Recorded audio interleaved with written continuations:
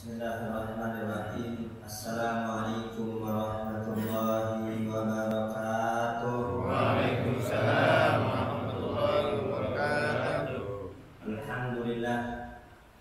Alhamdulillahilladzi hadana li hadza wa ma kunna linahtadiya laula an hadana Allah. Allahumma shalli ala sayyidina Muhammadin al-Fatih lima ughliqa wal khatim lima sabaq nasirul haqqi bil haqq wal hadi ila siratikal mustaqim wa ala alihi wa sahbihi haqqa qadrihi wa miqdarihil azim. Amma ba'd. Yang saya hormati para orang tua, para sesepuh, para asatidzah, para penjaga, Al-Mukarram Bapak Haji Syarif, Al-Mukarram Bapak Haji Amir, Al-Mukarram Al-Ustadz Hasbullah, Al-Mukarram Al-Ustadz Ahmad. Bil khusus yang saya hormati guru kita Al-Mukarram Al-Ustadz Dr. Andes Muhammad Sani. Kita doakan guru kita semoga Allah panjangkan umurnya, sehatkan badannya, permudah segala urusannya, dan putra-putrinya jadikan putra-putri yang soleh dan solehah, serta kita semua yang hadir di majelis ini. Semoga kita semua mendapat ridha Allah, mendapat rahmat Allah, mendapat ampunan Allah. Allah ampuni segala dosa-dosa kita, Allah ganti kesalahan-kesalahan kita dengan kebaikan. Semoga dengan barokah hadir di majelis ilmu Allah perindah kehidupan kita, Allah bereskan semua permasalahan kita, Allah lancarkan rezeki kita, Allah angkat segala penyakit kita, baik penyakit zahir maupun penyakit batin. Semoga disembuhkan oleh Allah, hati kita dibersihkan oleh Allah Subhanahu wa taala, sehingga bertambah usia, bertambah dekat kita dengan Allah, bertambah sambung hati kita dengan Allah, bertambah besar mahabbah kita kepada Nabi, dan semoga majlis kita ini dicatat oleh Allah sebagai amal soleh yang memudahkan kita untuk masuk ke dalam surganya. Amin, amin ya rabbal alamin. Sebelum kita mulai taklim kita, terlebih dahulu kita membaca Al-Fatihah untuk muallim kita dan untuk guru-guru kita yang sudah mendahului kita. Al-Fatihah bagi Al-Imam Ibnu Hajar Al-Asqalani, Syekh Sulaiman An-Nuki, Syekh Amin bin Abbas Al-Maliki, Syekh Muhammad bin Amin bin Abbas Al-Maliki, Habib Saleh bin Muhsin Al-Hamid, Habib Bakar Ghazi, Syekh Bakar bin Salim, Syekh Al-Qadir Al-Jailani, Rabbi Ruhina Al-Habib Ibn bin Syekh bin Salim, Jamil Awliya Al-Aqtab Al-Amjad Al-Awtaq Al-Sayyid Al-Salihin, Jami' Abadina wa Mahatina Jadana Jadadina, wa khususan la hadir Nabi Muhammad sallallahu alaihi wasallam. Fatihah. Bismillahirrahmanirrahim. Alhamdulillahirabbil alamin arrahmanirrahim maliki yaumiddin. Iyyaka na'budu wa iyyaka nasta'in. Ihdinas siratal mustaqim. Shiratal ladzina an'amta 'alaihim ghairil maghdubi 'alaihim waladdallin. Kita baca Al-Fatihah satu kali lagi dengan niat semoga dengan barokah Fatihah, dengan sir Al-Fatihah, Allah panjangkan usia guru kita Al-Mukarram Ustadz Dr. Andes Muhammad Sani, yang kebetulan pada saat ini milad beliau yang ke-57 kalau tidak salah.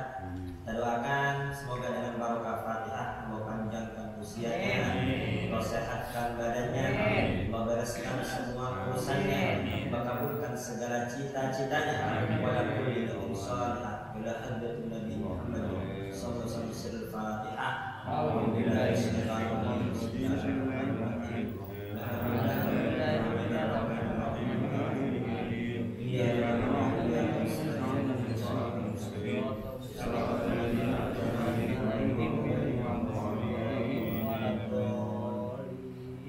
Bismillahirrahmanirrahim. Ayyuhal ibadah rahimakumullah. Kita hadir di majelis ilmu tujuannya adalah agar kita mendapat ilmu yang manfaat dan barokah. Apa itu ilmu manfaat dan barokah? Ialah ilmu yang membuat kita semakin dekat kepada Allah, ilmu yang membuat kita semakin takut kepada Allah, ilmu yang membuat kita semakin semangat ibadah, semakin banyak berzikir, membaca Al-Quran dan ibadah kepada Allah Subhanahu wa Ta'ala. Kalau bertambah ilmu, hadir di majelis ilmu tapi gak tambah takut sama Allah, justru malah tambah ngentengin, ngegampangin, berarti ilmunya gak manfaat. Bertambah ilmu tapi ibadah gak bertambah, sunnah-sunnah tidak bertambah, dikirnya gak nambah, bacaan Quran juga gak nambah, berarti ilmunya gak manfaat. Karena ilmu yang manfaat adalah ilmu yang membuat dia semakin dekat dengan Allah Subhanahu wa Ta'ala dan juga semakin bagus dengan sesama manusia. Jadi orang soleh adalah orang yang hablum minallah bagus dan hablum minan nas juga bagus. Ada orang rajin ibadah, rajin sholat, rajin puasa, akan tapi dengan tetangga, dengan saudara tidak tegur sapa, bermusuhan, maka itu bukan orang yang soleh. Atau ada juga orang yang baik dengan tetangga, baik dengan sesama, sosialnya bagus, kan tapi tidak mau ibadah kepada Allah, itu juga bukan orang soleh. Orang soleh ialah yang hablum minallah bagus dan juga hablum minan nas juga bagus. Semoga majelis ini membuat kita semakin dekat dengan Allah dan membuat kita semakin bagus hubungan kita dengan sesama manusia. Nabi Muhammad sallallahu alaihi wasallam bersabda, "Ad-dzulmu dzulumatun yaumal qiyamah." Kedoliman, perbuatan dolim itu akan membuat gelap nanti di hari kiamat. Gelap saat nanti di dalam kubur, gelap saat nanti di mahsyar, dan akan memberatkan kita nanti di sidang akbar pengadilan Allah Subhanahu wa Ta'ala. Maka dari itu, An Abi Hurairah radhiyallahu anhu qala, dari Abu Hurairah, semoga Allah meridai beliau berkata, qala Rasulullah sallallahu alaihi wasallam, telah bersabda Rasulullah sallallahu alaihi wasallam, man kanat lahu madlamatun li ahadin min irdihi aw syai'in falyatahallalhu min kulli yawm. Barang siapa yang pernah berbuat zalim kepada seseorang, baik itu pernah merusak kehormatannya, pernah mencaci, pernah menghina, pernah memfitnah, atau pernah mengambil yang bukan hak dia, falyatahallalhu min kulli yawm. Apa pesan Nabi? Maka hendaknya falyatahallalhu, minta halal pada saat ini, minta halalnya sekarang juga. Jadi hendaknya kita minta maaf sehingga dia memaafkan kita, atau apabila kita pernah mengambil barangnya, kita kembalikan barangnya, atau kita pernah berhutang, maka kita ganti hutang tersebut. Apabila belum mampu kita membayarnya, maka hendaknya kita minta maaf. Jadi pesan Nabi, barang siapa yang pernah berbuat zalim kepada seseorang, baik itu dengan mengambil barangnya atau pernah membuat malu, mencaci dan lain sebagainya, maka mintalah halal pada orang tersebut semasa di dunia. Qabla alla yakuna dinar wala dirhamun, sebelum nanti dinar dan dirham tidak berlaku lagi. Ya, rupiah nanti akan tidak berlaku lagi. Jangankan di akhirat nanti, di dunia ini tol uang kita gak laku. Betul ya? Ini kalau tol kita habis, bisa kita bayar pakai duit. Gak bisa, gak laku gitu. Itu baru di tol, belum di akhirat. Jadi kata Nabi, barang siapa yang pernah berbuat zalim, minta halalnya, minta maaf sekarang juga, sebelum nanti tidak berlaku lagi yang namanya dinar dan dirham. In kana lahu amalun shalih ukhidha minhu biqadri madlamatih. Apabila orang tersebut punya amal soleh, maka amal solehnya tersebut diambil sesuai kadar kedoliman dia. Kalau dia pernah berbuat zalim kepada seorang, maka amal solehnya diambil untuk membayar kedoliman dia. Wa illam yakun lahu hasanat, apabila dia sudah tidak punya lagi kebaikan, naudzubillah, ukhidha min sayyi'ati sahibihi fa umila alaihi, maka dosa-dosa orang yang didolimi akan diambil dan diberikan kepada orang yang berbuat dolim. Udah gak punya kebaikan, dosa-dosa banyak, nambah lagi dosa-dosa orang. Na'udzubillah. Rawahul Bukhari. Hadis riwayat Sahih Bukhari. Syarhul hadis. Penjelasan dari hadis ini adalah amrul hisab yaumul qiyamah amrun asir. Perkara hisab pengadilan akhirat ini urusan yang sangat sulit, urusan yang sangat berat. Faman kana qad zalama akhahu muslim fid dunya, barang siapa yang pernah berbuat zalim kepada sesama muslim di dunia, bi ayyi naw'in min anwa'il dzulmi, dengan jenis apapun dari bentuk kezaliman, bi akli malihi, dengan memakan hartanya, awil ta'ni fi irdihi, atau pernah mencaci kehormatannya, awil iqtidahi alaihi bi jasadih, atau pernah melukai menyakiti jasadnya, bi ta'dhibi wa dharbi, dengan mengadab, menyiksa, memukul, fa alaihi an yatluba minhu an yusami'ahu wa yuhallilahu, hendaknya segera minta halalnya, minta maafnya, minta ridhonya di dunia ini, di ayyi wajhin minal wujuh, dengan cara apapun. Intinya jangan sampai gak dimaafin, jangan sampai mati masih ada hak-hak orang lain yang ada pada diri kita. Hatta ya'fuwa anhu wa yusqatu haqqah, hingga wa yusqatu haqqah, hingga kita mendapat maaf dan gugur semua tanggung jawab kita. Qabla an ya'tiya dzalikal yawmul asyid yaumul hisab wal jazaa. Jangan sampai ya nanti ketika hari pengadilan ternyata kita dituntut oleh Allah Subhanahu wa taala karena di dunia pernah menyakiti, pernah menyinggung, pernah menzalimi orang lain. Yang mana nanti di yaumul hisab alladzi la yanfa fihi malun wala jahun wala sultan, yang mana harta tidak bermanfaat. Ya, harta kita yang banyak di dunia enggak manfaat.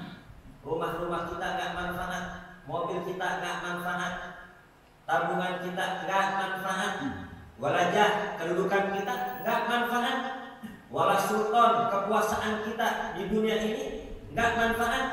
Fayakhudul madlumu min hasanatid dhalim. Ya, nanti kebaikan-kebaikan orang yang berbuat zalim akan diambil, diberikan kepada orang yang dizalimi. Fa in faniyat hasanatu qabla an yaqdiyal uqaqa allati alaih ukhida min sayiatil madlum, sehingga nanti ada orang dan kebaikannya diambil orang. Kenapa? Karena suka berbuat zalim, suka merugikan orang, suka menyusahkan orang. Apalagi sekarang ini ada istilah, kalau bisa dibuat susah, kenapa dipermudah? Ya. Nabi mengajarkan yasiru wala tu'assiru, permudah, jangan dipersulit. Saya ini dibalik, kalau bisa dipersulit, kenapa dipermudah? Ya, dibalik, bikin susah orang, ngedolimin orang, nyakitin orang. Hati-hati yang seperti ini. Nanti kebaikan-kebaikannya akan diambil, diberikan kepada orang yang dulu di dunia didolimi. Sehingga apabila sudah habis semua, maka dosa-dosa orang yang didolimi akan diberikan kepada orang yang berbuat dolim. Kira-kira bagaimana? Kebaikan udah gak ada, dosa banyak, masih nikul dosa orang lain. Summa tu'i'a finnar, mau tidak mau orang tersebut akan dilempar ke dalam api neraka. Wa hada huwal khusranul mubin. Inilah kerugian yang benar-benar nyata. Jadi orang yang sukses bukan orang yang paling banyak tabungannya. Orang yang sukses bukan orang yang paling megah rumahnya. Orang yang sukses bukan orang yang paling mewah kendaraannya, bukan. Tapi orang yang sukses ialah orang yang wafat tidak berbuat zalim sama sekali. Ya, dia wafat tidak ada orang yang tersakiti oleh dia, sehingga dia wafat bebas, tidak menanggung hak-hak orang lain. Ya. Semoga kita semua diselamatkan oleh Allah Subhanahu wa taala. Bahkan dalam hadis yang lain, Nabi besar Muhammad sallallahu alaihi wasallam bersabda, "Man dzalama minal ardi syai'an tuwiqahu min sab'i aradin." Barang siapa yang berbuat zalim, mengambil tanah orang sedikit, ambil tanah orang sedikit aja, diambil sama dia, bukan hak dia tapi diambil, tuwiqahu min sab'i aradina, maka tanah tersebut akan digantungkan ke lehernya, ya, 7 lapis bumi. Yang diambil cuma sejengkal, tapi sejengkal itu ke bawah. Sejengkal itu ke bawah. Sebagaimana dengan sejengkal tersebut dia bisa bangun ke atas beberapa lantai juga bisa. Ya, jadi itu berlaku. Ya, sejengkal ke bawah. Banyak aja tuh. Banyak. Digantungkan di lehernya, ya Allah. Jadi maksudnya apa? Yusbihu magatasar bil ardi katauqi fi unuki yaumal qiyamah. Jadi barang siapa yang mengambil sedikit tanah, maka akan digantungkan di lehernya nanti di hari kiamat. Wa yukallafu bi an yahmilahu ila ardil mahsyar. Kemudian sudah digantungkan, dicambuk dia, dipaksa untuk membawanya ke mahsyar. Bayangin, suruh bawa kepada mahsyar. Ini udah mikul beban, ya, mikul tas aja kita nggak kuat, kalau tasnya gede. Ini mikul apa? 7 lapis bumi, ya Allah. Sejengkal doang tapi ke bawah, digantungin di lehernya, diseret-seret tuh ke mahsyar, ya Allah. Wa hadza mahmud ala idhamir dzambi. Ini yang dibawa dosa yang paling besar. Dosa yang sangat besar. Orang mikul-mikul tas, ya, mikul-mikul apa? Pakaian, mikul-mikul barang, ini mikul-mikul dosa ya. Ya Allah. Ya, fa fihi tahdidun azimun lil ghasib. Ini ancaman yang sangat dahsyat bagi orang-orang yang merampas tanah yang bukan haknya. Bihaitsu yajizu an raddil haqqi ila sahibihi yaumal qiyamah, karena nanti dia nggak akan mampu untuk menggantinya di hari kiamat. Jadi hati-hati. Ya, jadi kalau tanah kita diambil ada masalah. Yang penting jangan kita yang mengambil tanah orang lain. Jadi udah ngalah aja deh. Kalau udah masalah batas tanah, udah nggak usah cekcok, ya, nggak usah cekcok, udah ngalah aja, ya. Karena yang berbuat zalim nanti dia akan merugi nanti di hari kiamat. Pernah dikisahkan Sa'id bin Zaid, sahabat Nabi, ahadul asyaratil mubasysyirina bil jannah, aslama qadiman. Ini Sa'id bin Zaid termasuk sahabat Nabi yang mendapat 10 kabar gembira. 10 orang yang mendapat kabar gembira pasti masuk surga. Banyak orangnya masih hidup, tapi kata Nabi ini fulan bin fulan dijamin pasti masuk surga. Itu bukan berarti yang dapat jaminan surga cuma 10 sahabat ini, bukan. Ini banyak hadisnya. Ya, di pertemuan itu mungkin cuma 10, di pertemuan lain ada yang 5, ada yang 3. Intinya hampir semua sahabat itu mendapat jaminan surga dari Nabi besar Muhammad sallallahu alaihi wasallam. Ya, ini termasuk orang yang masuk Islam awal-awal, termasuk awal-awal masuk Islam, Sa'id bin Zaid. Dan doanya mustajab. Terkenal doanya mustajab. Kalau mengangkat kedua tangannya langsung diijabah oleh Allah Subhanahu wa taala. Tiba-tiba suatu hari ada Arwa binti Uwais, seorang wanita, ya, dia melapor kepada Marwan bin Hakam yang ketika itu menjadi pemimpin di Madinah. Dia lapor kepada Marwan bin Hakam bahwasanya tanah dia diserobot oleh Sa'id bin Zaid. Ya, ini Marwan bin Hakam juga agak segan, dia sahabat awal-awal masuk Islam. Marwan bin Hakam memerintahkan kepada sebagian para sahabat-sahabat ketika itu, tolong damaikan. Ya, damaikan antara wanita ini dengan Sa'id bin Zaid. Akhirnya beberapa sahabat datang kepada Sa'id bin Zaid dan menyatakan, wahai Sa'id, Ini ada pengaduan oleh Arwah binti Uwais, kata wanita tersebut, engkau telah menyerobot tanah dia. Terkejut Sa'id bin Zaid, ataruni zolam Tuhan. Apakah kalian juga menyangka, kalian percaya, kalian menyangka aku juga sudah berbuat dolim? Ya, apakah kalian juga menyangka aku berbuat dolim? Sedangkan aku pernah mendengar Nabi besar Muhammad SAW bersabda, "Man akhadha shibran minal ardi dzulman." Barang siapa yang mengambil satu jengkal. Satu apa namanya? Jengkal. Barang siapa yang mengambil satu jengkal dari tanah secara zalim, tuwiqahu yaumal qiyamah min sabi ardi. Maka akan digantungkan 7 lapis bumi ke lehernya. Ya. Apakah kalian menyangka aku benar-benar mengambil haknya? Sedangkan aku pernah mendengar Nabi besar Muhammad SAW mengancam, barang siapa yang menyerobot tanah orang sejengkal saja akan digantungkan 7 lapis bumi ke bawah. Kemudian apa? Taraka Sa'id madda'ah. Akhirnya Sa'id dia nggak mau membela. Ya sudah, kalau kata dia ini haknya dia ambil. Kalau memang haknya dia ambil. Kemudian apa? Sa'id bin Zaid berdoa, Allahumma in kanat kadibatan fala tumitha hatta tu'miya basaraha wa taj'al qabraha fi dhikri. Ya Allah, jika wanita ini bohong, ya udah bohong, katanya aku nyerobot tanah dia. Kalau dia sudah bohong, tolong jangan matikan dia sebelum kau butakan matanya.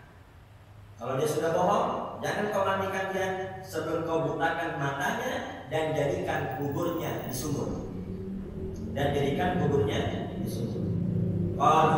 Akhirnya ini sahabat-sahabat ada yang bercerita, "Wallahi ma matat hatta dhahaba basaruha fa'amya." Demi Allah, itu wanita sebelum matinya matanya dibutakan oleh Allah Subhanahu wa ta'ala. Fa bainama hiya tamshi fi dariha wa qa'at fil bi'ri famata. Ketika dia jalan di rumahnya lewat sumur, tiba-tiba jatuh ke sumur, mati di sumur. Ya, wa kana dzalika bid'ah Sa'id bin Zaid alaiha. Ini sebab apa? Doanya Sa'id bin Zaid. Ya, semoga kita semua ya semakin baik hubungan kita dengan sesama manusia. Barang siapa yang punya utang, semoga rezekinya dilancarkan oleh Allah, dimudahkan untuk bayar utang, sehingga kita semua terbebas nanti, selamat baik di dunia maupun di akhirat. Amin. Allahumma